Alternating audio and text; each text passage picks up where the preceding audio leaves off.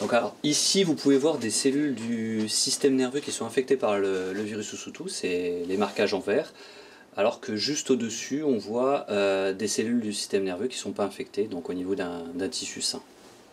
Usutu, encore un nouveau virus transmis par le moustique. Il ne mesure pourtant que 5 mm, mais reste l'insecte qui tue le plus au monde.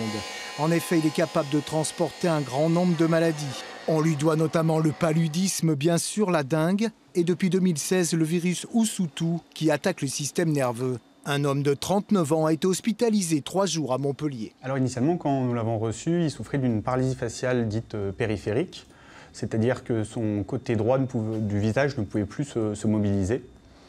Ce qui nous a beaucoup surpris au début, c'est des signes atypiques qui d'habitude ne sont pas vraiment présents dans la paralysie qu'on a l'habitude de voir classiquement, à savoir des fourmis de tout le corps du côté droit, des petits déficits moteurs, des paralysies du bras qui étaient récurrentes. Voilà, c'était un tableau assez atypique pour une paralysie faciale classique. Un premier cas français, donc âgé de 39 ans et infecté en 2016 sans qu'il n'ait voyagé à l'étranger. Le coupable, le culex, le moustique le plus répandu dans la région qui aurait été lui-même infecté après avoir piqué des oiseaux migrateurs revenus d'Afrique. Aujourd'hui, les chercheurs de l'INSERM s'attellent à mieux comprendre le virus.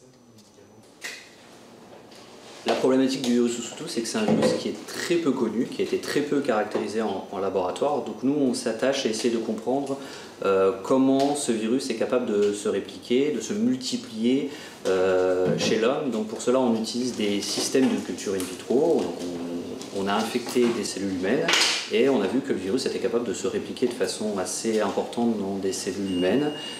En Italie, 10 cas de virus Usutu ont été recensés, 3 en Croatie, toujours qu'un seul cas pour la France. Point positif, le virus ne se transmet pas d'homme à homme.